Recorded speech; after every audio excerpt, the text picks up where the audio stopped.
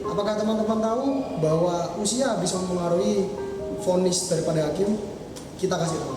Ya, tentu saja ada perbedaan perlakuan hukum untuk orang di bawah 18 tahun dengan orang di atas 18 tahun. Menurut Undang-Undang Perlindungan Anak, manusia yang umurnya masih di bawah 18 tahun masih dianggap sebagai seorang anak. Oleh karena itu, tentu saja berbeda perlakuan hukum antara anak dengan orang dewasa. Keringanan hukum untuk anak di bawah umur di negara Indonesia sangat diatur signifikan, di mana anak di bawah usia 12 tahun tidak bisa dipidana, tidak bisa diberikan tindakan, hanya bisa dikembalikan ke orang tua atau program bimbingan dari instansi pemerintah atau LPKS. Kemudian untuk anak usia 12 tahun hingga 14 tahun hanya dapat dikenai tindakan, kan pidana penjara yang nanti akan dijelaskan lebih lanjut. Anak di atas usia 14 tahun hingga usia 18 tahun dapat dijatuhi pidana penjara.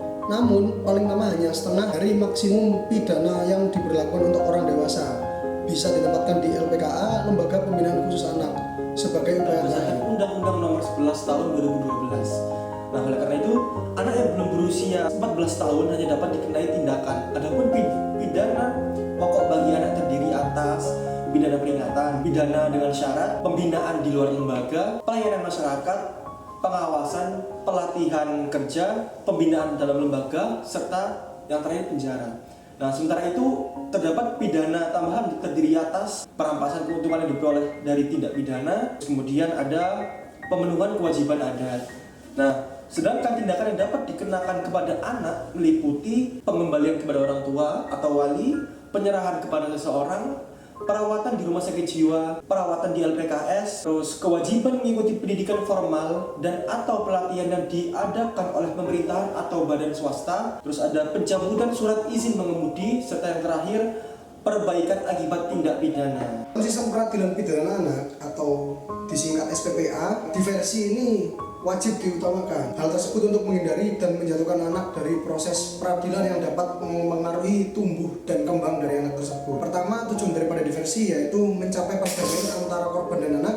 Yang kedua, menyelesaikan perkara anak dari perampasan kemerdekaan. Ketiga, mendorong masyarakat untuk berpartisipasi. Keempat, menanamkan rasa tanggung jawab kepada anak. Dalam tingkat penyidikan, penuntutan dan pemeriksaan perkara anak di pengadilan negeri wajib diupayakan adanya diversi. Jika tindak pidana yang dilakukan diancam dengan pidana penjara 7 tahun dan bukan merupakan pengulangan tindak pidana.